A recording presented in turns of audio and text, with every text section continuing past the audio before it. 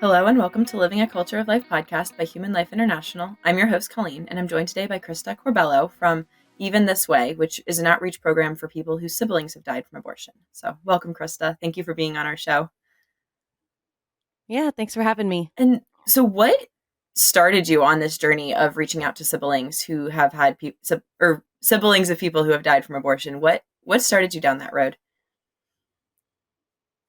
Well, this is a personal story. I was in the pro-life movement for 3.5 years working at a right to life group. And over the time that I was giving pro-life educational presentations, I was really finding my own story of origin.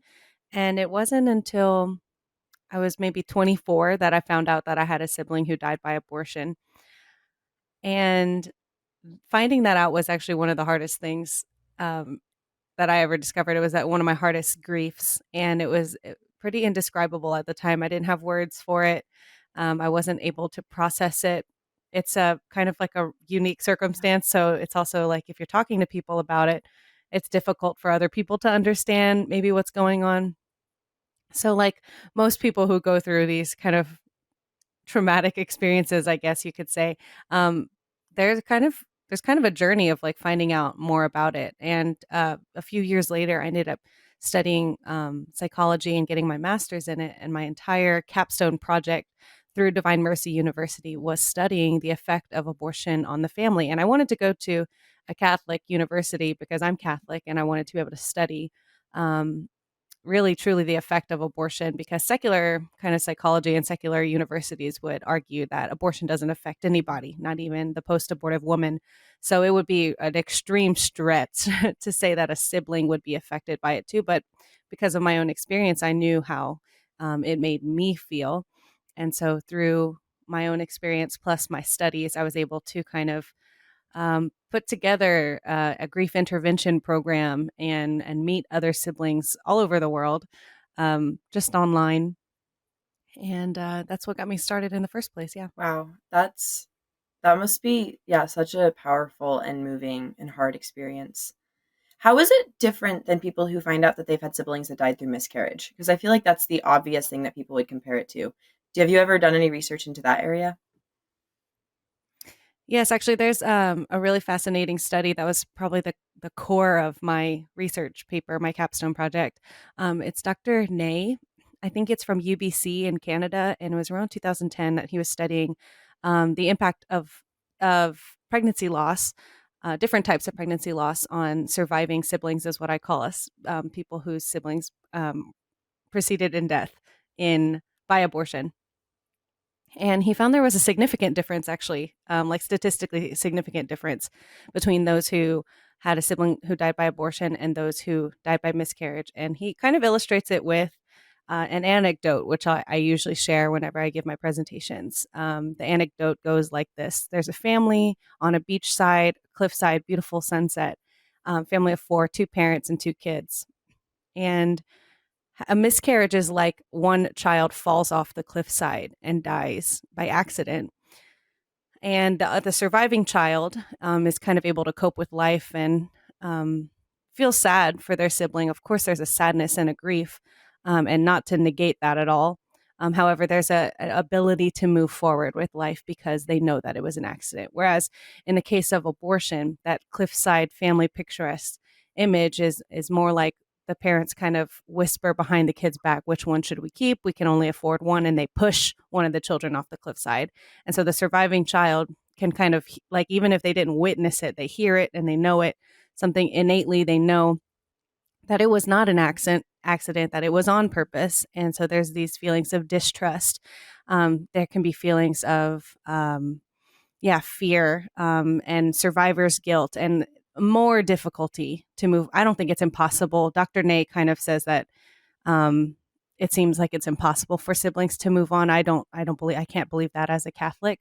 But yeah, it does seem that it's much harder for sibling survivors of abortion to move forward and find meaningful relationships or having meaning in their lives, just because because of the intentionality that's behind it.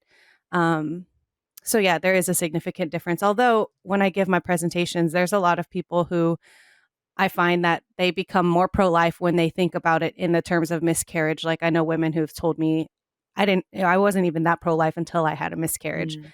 And people whose siblings died by miscarriage, they kind of say the same thing like, oh, you talking about your sibling in such concrete ways makes me realize that, oh, I really did lose a sibling. And that I feel like I have a loss of someone that I could have known and loved, and like someone who would have looked at like me or had hobbies like me.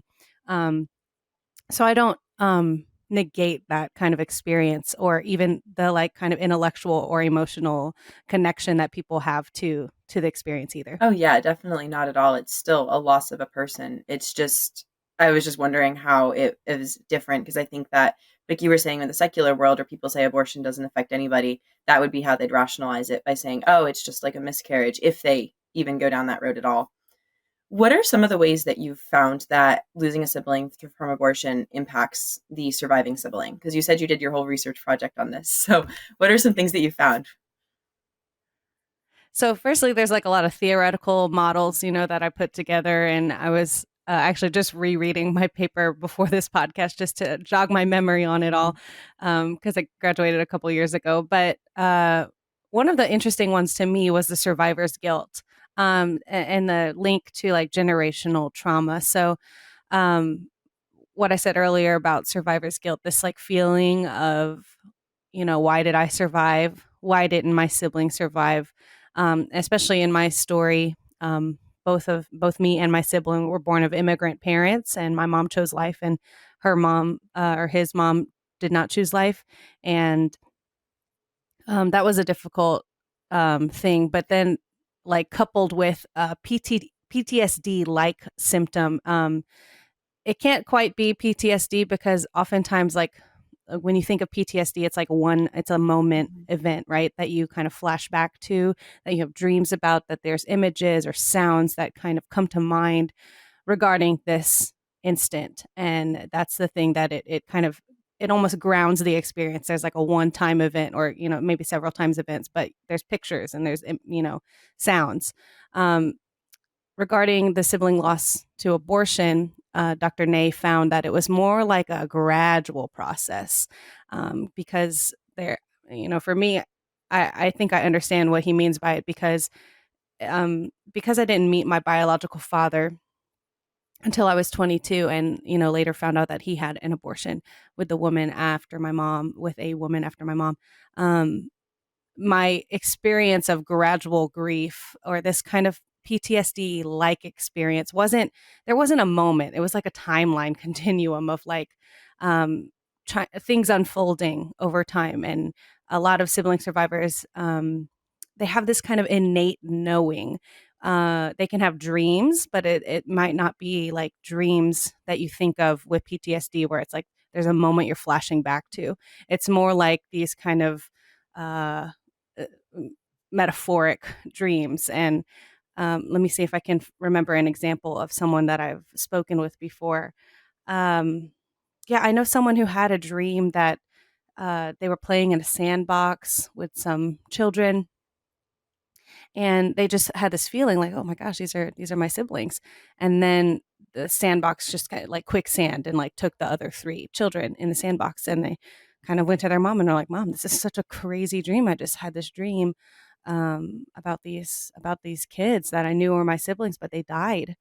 And they found out that day when they shared that dream with their mom that their mom had three Oh. abortions. And so there's just this weird, like innate knowledge sometimes for siblings. Or another girl that I know, she used to count her family members. Like anytime they'd go on trips, she would just count, count, count, count, count. And she like knew in her mind, this is like everyone, okay, everyone's here. But she always felt this feeling of, um, someone's missing. Someone's missing. She would count everyone to make sure no one was missing. And later on in life, when she found out she had a sibling die by abortion, um, that's when she found out, oh, that's why I always felt like someone was missing. Um, Another person I'm thinking of, uh, they said like their parents also, they were getting divorced when she was 5 years old or so, and she said she would go in the bathroom, turn on the shower, and just look in the mirror and cry.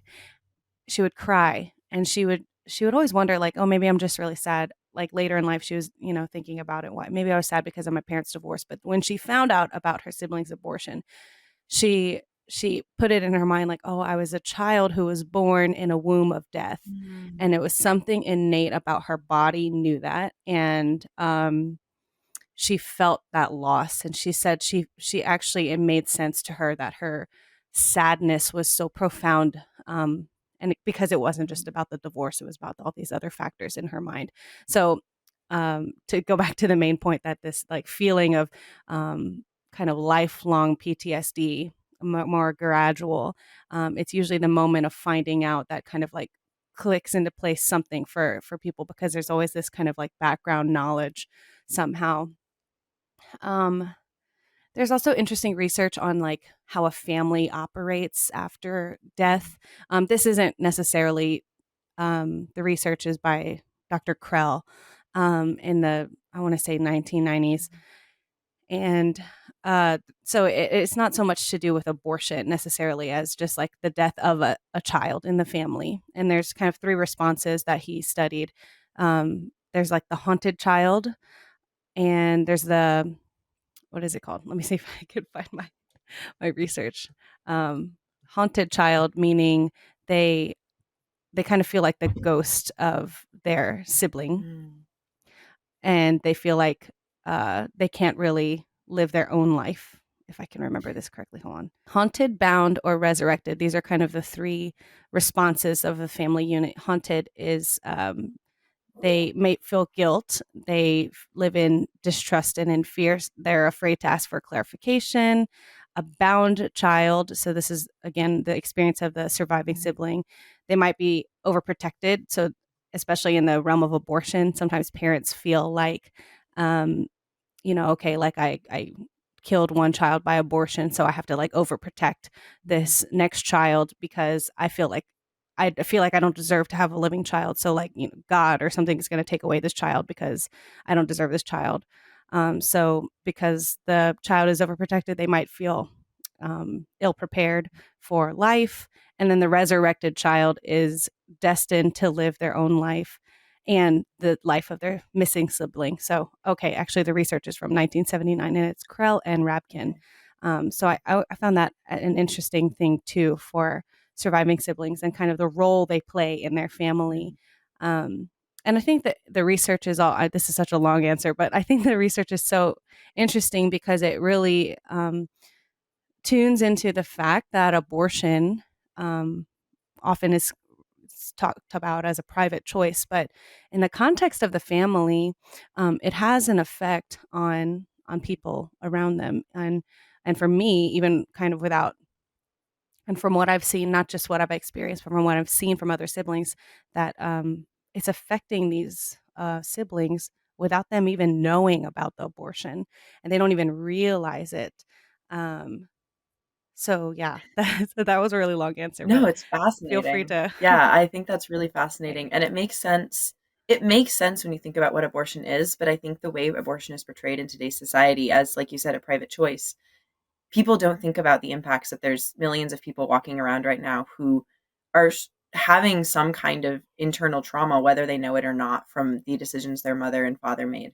And I think that's really, how many, do you know any stats on, I guess the stats would be how many abortions have happened in general. That's how many siblings are going to be walking around. Although I guess some mothers have multiple siblings, but do you know anything about the stats on that? So this is what I put in my capstone project. In the US, there were 862,320 abortions just in 2014, Okay. and 59% of those abortions were obtained by patients who had had at least one birth already. So, just in the year 2014, there were over 500,000 people who have at least one sibling lost to abortion. So, that's just 1 year. And in the United States, I think you could argue there are millions. I think I used that year because had they had the stat of how many have you had births before this abortion. So that's I think it's, if you're estimating 59% of abortions on people who've already had births, that's pretty high number because I think in the US, the abortions were in the millions every year in the 90s, and pretty close to that every year afterwards. So I think we're maybe around 60 million abortions since 1973. I don't know what 59% of that is, but I mean, I think it's arguable to say that the number is pretty Yeah. large. And that doesn't even include women that go on to have a child later who then, like you said, the womb of death, where their mother has already had an abortion and they go on to have a child later. That's going to increase that number and make it more than 59%. That's Correct. that's so it's so hard to think about, and it's something that I think gets forgotten about. Do you know of any other pro-lifers who are talking about this topic? Because I think, like I was telling you before the podcast started, I'd never the sibling connection had never occurred to me before finding your website and your outreach program. So there are people. There's a group called Lumen Ministries, I think, and I think maybe just their digital presence wasn't very high, because when I found out about my sibling, probably once a week, I was Googling, I lost my sibling to abortion, and found nothing. And I felt like I was grasping for some kind of way to connect to that story. So that's why it's important for me to have a website that shows, I lost my sibling to abortion, and really easy to find. Um, and there's a Facebook group that I'm a part of, and Lumen, like I said, does that ministry. But even Rachel's Vineyard, like I went to Rachel's Vineyard in the October of the year that I found out about my sibling. And it was the reason I wanted to start this ministry is because going to Rachel's Vineyard was like good, but not good enough. Like it wasn't my experience.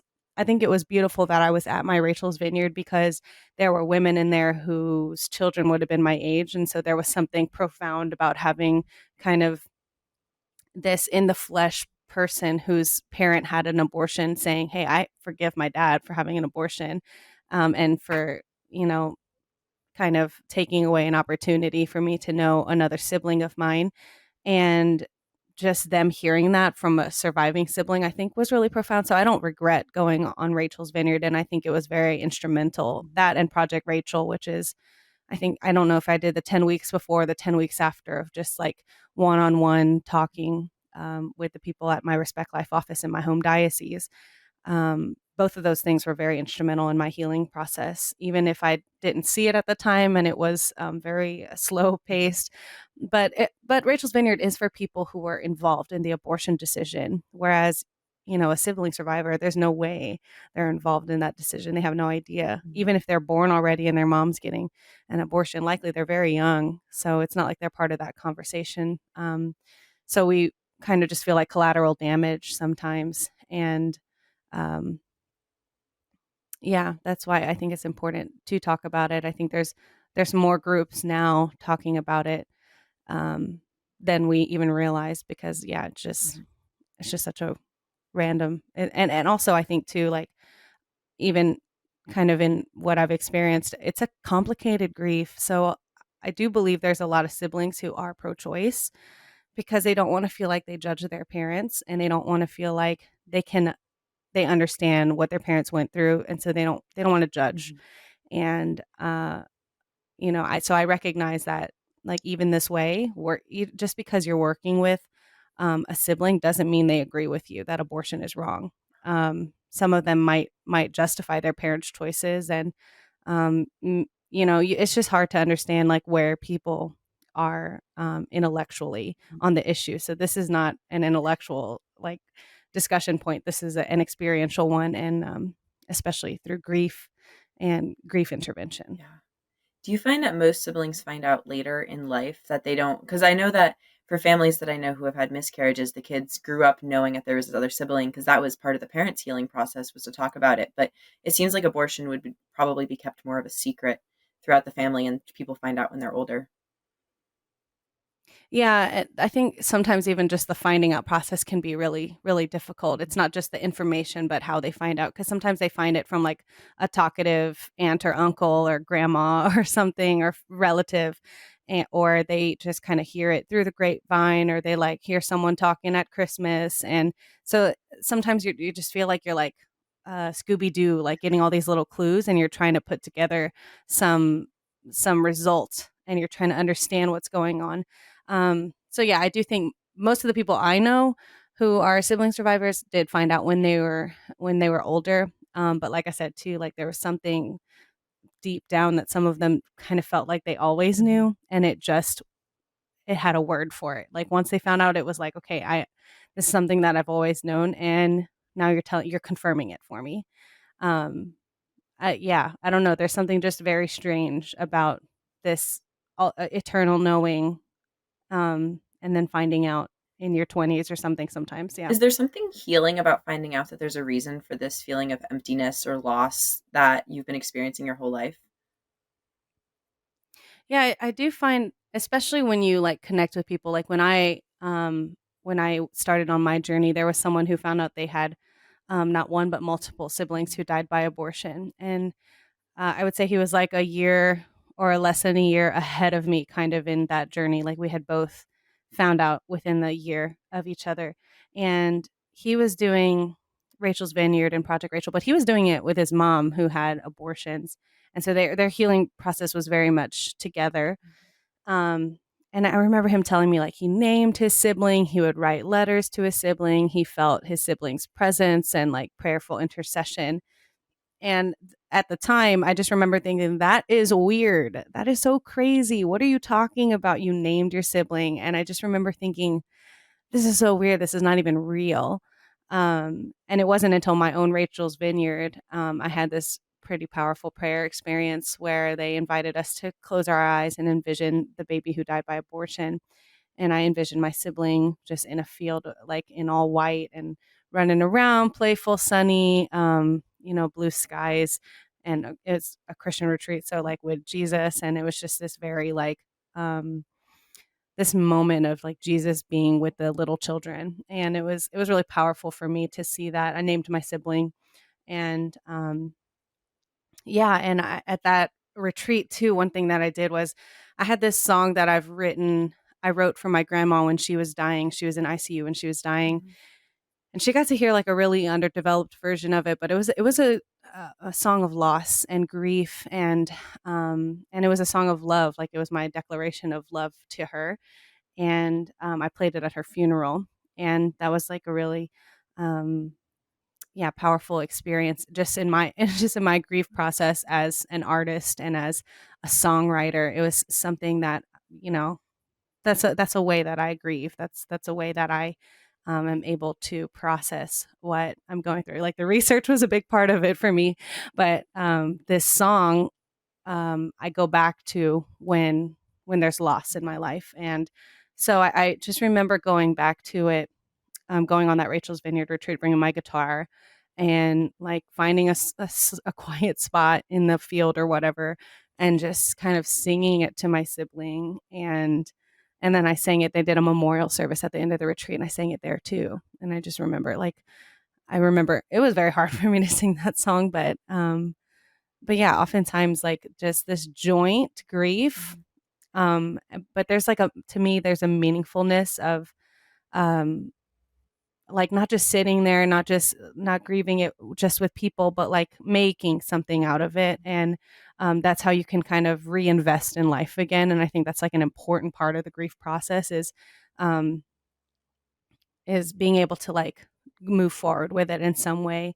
And yeah, it's just a path of, and it's a painful path. Mine lasted for, yeah, over a year. I was like depressed, and my friends were saying like, I can't remember the last time you laughed, Mhm. like, and I wasn't really fully invested in life. It was difficult to go to outings and socials, and I'm a big social butterfly kind of person, and to not be like that for so long. And then um yeah, there's just many parts of the grieving process and the unfolding and the unraveling of that. Grief is so real. And like you were saying, it's so like having things like art and songs and or poems or some way to work through the emotions is so incredibly important. So do you run healing retreats for siblings? Is that what your ministry does right now? What do you how do you actually connect with siblings and help them through this process? I haven't done a Okay. retreat yet. It's yeah, it's not I've not had like that many people at Mhm. once. It's usually just someone finds the website, we email back and forth, sometimes we talk on the phone.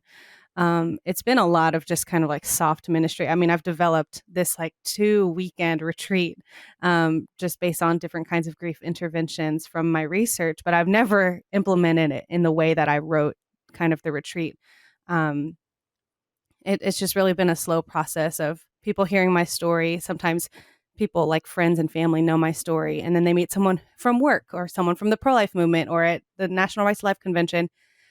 Like oftentimes it's in those settings that like the people who do know about what I do, like I make connections through other people, and I'm just able to talk with them. Sometimes there's been people who email me and they say they've been holding in the story of their sibling for 40 years and never felt like they could um, kind of unfold or feel like sad about it. They were made to feel guilty for feeling sad about it, and then they come across like one of my blog posts or Mhm. something, and they say like, this is the first time that I've ever heard anyone um, like saying the story that is my story, and having the space for it. So most of the time I feel like people just need the space to share their story, Mhm. which is why I have an ability that people can do that on my website on eventhisway.org. And then at the beginning, like right before I finished my master's program, I put together a little panel of siblings, and I was presenting my research and then asking the siblings to kind of um, give their input if that was something they experienced also. And I mean, sometimes, it's research. So they can say, yes, I relate to that. No, I don't relate to that. But, it, you know, Mhm. but it's like this for me. And so I think having both of those elements in this, it's out there on my website. And I like, sometimes I just send it to people who they tell me about their story also. And so I just share that with them, my research, share with them the stories of others, and just having the knowledge that something like this exists is enough for people. So yeah, hopefully it'll grow into having some sort of intervention program with like multiple siblings at once. But it's kind of usually like the speed thing. Like some people need the one-on-one time, and some people just need to read something else, or yeah, know that they have a place to land with their story. Do you have any advice for people who are listening who realize that they have a sibling who died from abortion or who know someone who's struggling with that? Do you have any advice for helping walk through someone through that process or for someone who's walking through that now? So I actually have the First Steps in Healing brochure that I made on my website. It's on the homepage, just at the bottom, and you can go to where it says like, "I want the first steps in healing," and it'll email it to you immediately. On that pamphlet, I actually list a few items like getting invested in something. I do believe there's a grief process with creating. Um, for me, it was songwriting, and for one of my friends, it was painting. I know someone who does jewelry making, and there's just a lot of different ways that you can kind of create and make meaning um, in a way that you enjoy, that you don't have to be good at. I think that's the thing. A lot of people think, well, you're a musician, Chris. Of course it's going to be songwriting. No, like um, my friend who was painting, she was like not that good of a painter, but she specifically went to those stores where you get like one of those like clay things, and she painted. They kind of help you. Sometimes they have like already pre-made the clay things, and you paint it there or whatever, and then they, whatever, bake it or whatever, and make the colors set. I'm not really sure how it works, but she was doing a lot of those at that time. So I think just doing something with your hands is, I think there's something kind of beautiful about that. I think writing is a really important thing to do, journaling. For me, looking at a feelings wheel. Have you ever seen the Yeah. feelings I don't wheel? think I so. think it's important to name our feelings. We kind of have power over them when we name them. Um, and looking at a feelings wheel can kind of help us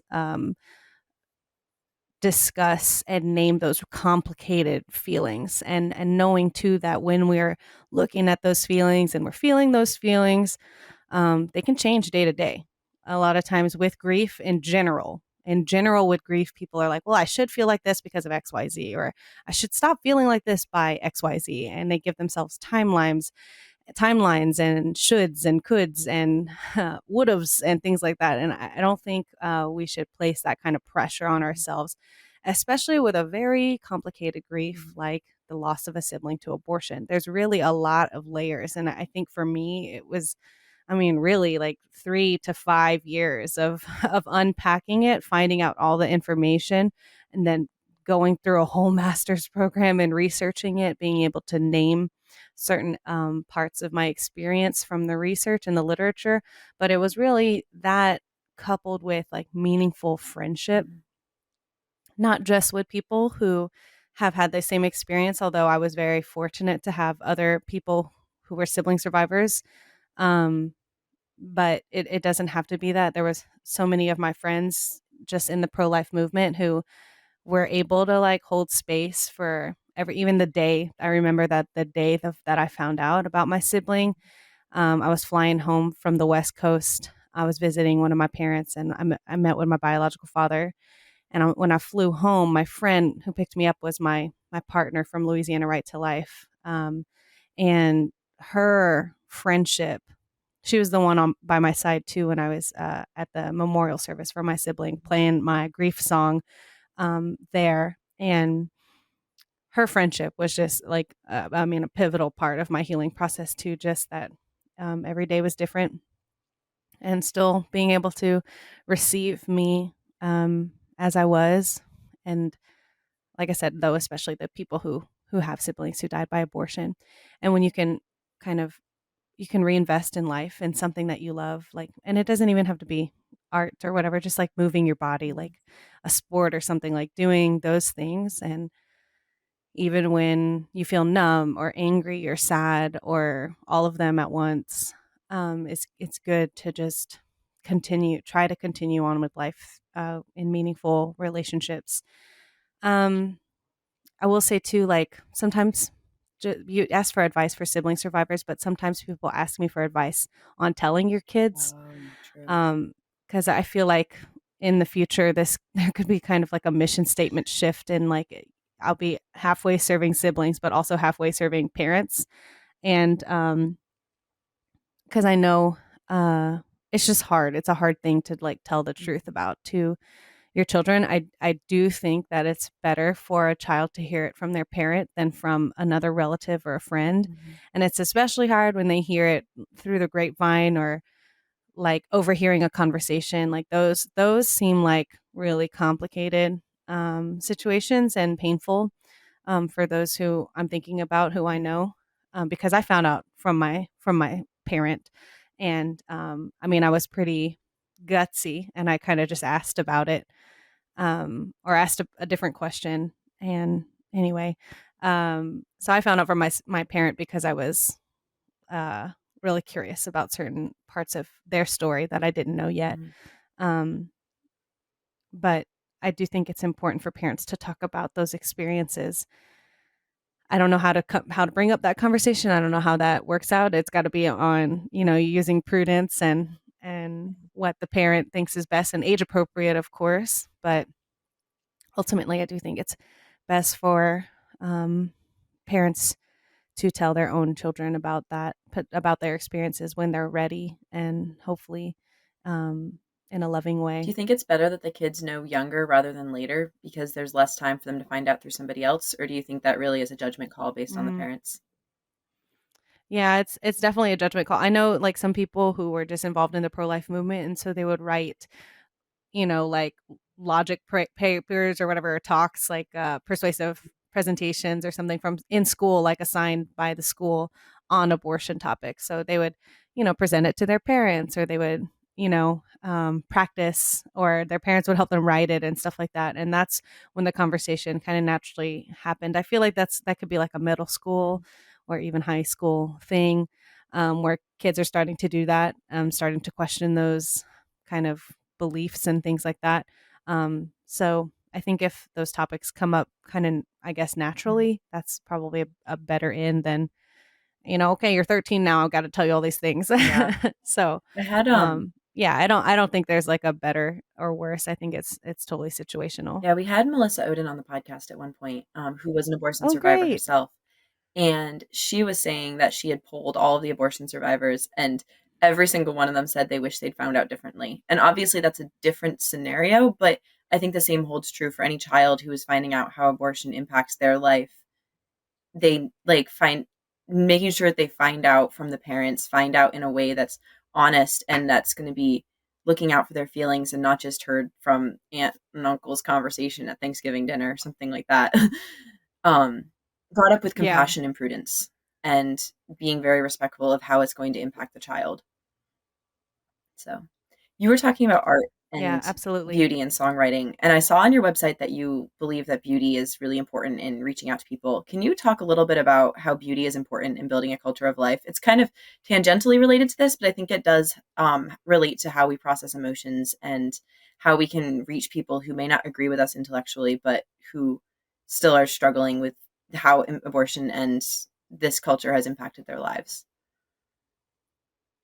Yeah, I think there's like a transcendent quality of beauty, right? Like out of the other ones, beauty, truth, goodness, and unity, or like beauty is so universal, and it can speak across age groups and religions and um other demographics, I guess. But I know for me, I'm an artist, so I know it's something that's kind of like I easily relate to, but even not in a like expression or self-expression way. Um, like just good graphics. Like I think my my first encounter with what my friend Alex and I coined as the term beautility, like effective beauty, um, is like through literature that we were handing out on the sidewalk when we would do sidewalk counseling.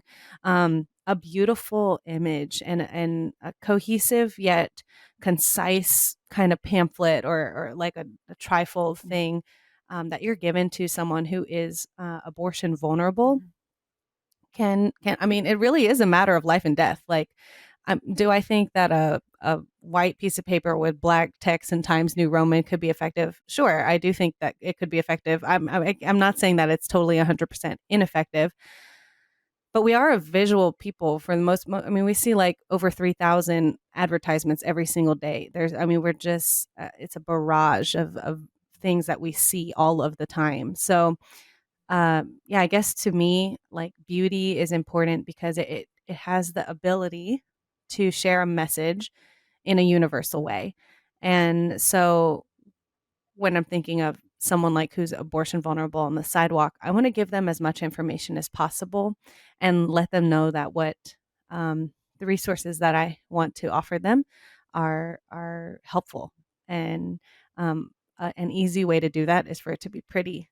Because if it's not beautiful, they could throw it away. The next trash can they stand by. So just, I mean, that's also kind of a marketing perspective too. That's my first degree is in PR. So I just think there is an element of beauty that is just in the spreading of the message. But I think too, like as a pro life activist and as someone who does this kind of outreach and ministry to sibling survivors, like there is a beauty to the way that you live and the way that you share the story. It's not just about the literature or the website or your social media. There's a beauty to the way that you share this message. And if it's not a message of compassion, it has to be a message of truth. Like there can be, um, you know, kind of there's a spectrum of like truth and love, right? And you don't want to have one without the other. Like there has to be kind of a cohesive and an integrated way of communicating the very truthful message that abortion is Mhm. wrong, but it has to be done in a very compassionate way because for a lot of people, myself included, abortion has affected the people's lives. Okay, and oftentimes it's very traumatic and painful. You have no idea what people have experienced with abortion, and it's permeated our society in a very profound way. It's permeated the family in a profound way. And if we're talking about the truth that abortion takes the human life, and we're using it like a weapon, if we're using the truth like a weapon to prove people wrong, it's not a very winsome way to talk about the issue. I think, um, like I said, there's the beauty element of the things that we're handing out and the things that share our message, but there's a beauty in conversation too. There's a beauty in the way we live our lives that show that we want to protect life, that we want to help families and young children, and after they're born, and all stages of life. I think the way that you treat is in itself a beauty and a witness to what pro life is, and you have to embody it, kind of like really truly incarnationally. Like you have to embody a pro life message in a beautiful way that is attractive, so that it can spread and it can perpetuate. Um, so I think there's many elements of what I mean by that on my website with beauty. Um, yeah, so like I would say the three things that when I think of beauty in what I've in the ministry that I do and just in as a pro life activist, it's like beauty in grief processing, like the art element of doing grief, beauty in literature and digital presence and sharing the message, but most of all, the beauty of your own life and truly seeing and having a sense of wonder for the people that you serve. For me, sibling survivors ultimately. But you serve pregnant and parenting women and families, and you have to find a sense of wonder in that, and find a sense of wonder in life that is worthy of being protected and defended, and that is it catches fire. It just is so it's so it can illuminate and it can educate and it can activate. I think beauty too really touches people's emotions. And if abortion was just an intellectual argument, it never would have become a thing. Like, if you can point out life begins at conception and it's all intellectual, people will understand that. But the reason that abortion's taken root is because people are struggling with hard situations. They're in crisis pregnancies. They're going through something where their emotions, in a sense, are overriding what they might know to be true, or they don't want to admit that they know to be true. And so Mm-hmm. it's so important as pro-lifers not to just attack on the intellectual side, even though it is important to educate people, because a lot of times it's changing hearts and minds. But we need to make sure that we're also Mm-hmm. using beauty as a way to touch people's hearts and reach people. And for people that have gone through something traumatic, being able to help them work through that in a way that's very respectful and compassionate of their emotions, but at the same time, not denying truth. Yeah, I like what you said. Like it touches on the emotional element of it, which of course it is, and we're human, so we all have Right. emotions. Although some people try to deny that. There, Rehumanize International does an annual or maybe biannual now pro life arts contest. So I think it's really cool the way that they um, kind of invite especially artists to share pro-life messages through their art. So there's several different categories, and you can see probably on their Create Encounter website. Maybe it's I don't know if it's createencounter.com or rehumanize.com/create encounter or something like that, but they have a lot of beautiful art, and it's really just a way to testify and to share the message in a new way. Sometimes, like one of my friends, Claire, she's all kind of artist, but she painted my friend when she was pregnant. My friend Alex, who I mentioned earlier, when she was pregnant, she just kind of like painted this beautiful painting on her belly, and she kind of just looked like a I don't know ethereal like pregnant fairy or something, but it was very beautiful. It was one of my favorite ones of that year. And yeah, I think it's good to see pro-life art and art that affirms life. Yes. Yeah, and I think it's just such a part of that culture of life is using art to reach people and really illuminate the world. Like, art beauty is so important. That's why I wanted to bring it up, because it's something I'm so passionate about, of just using beauty and really being able to work through hard things through something beautiful, be that literature or art or every type of art, songwriting. So, yeah, is there anything else you'd like to Yep, short stories and poems. Yeah, I think they do short stories and poems too. So I would check out Create Encounter from Rehumanize Yeah. International. Is there anything else you'd like to share with our listeners today before we wrap up the episode? No, I think it was pretty comprehensive. You had a lot of good questions Oh, for me. Thanks, thank you. Thank Colleen. you for being on, and thank you for sharing your story and everything that you've been doing. It's so important. And I'll link your website down in the description so people can check that out and share it with people that they might know who are struggling with this. So, thank you. Thank you again, Thank you. Colleen. And to all of our listeners, please like, subscribe, leave us a 5-star review, check out the ebooks that we're going to put on the end screen, and keep on living the culture of life. God bless.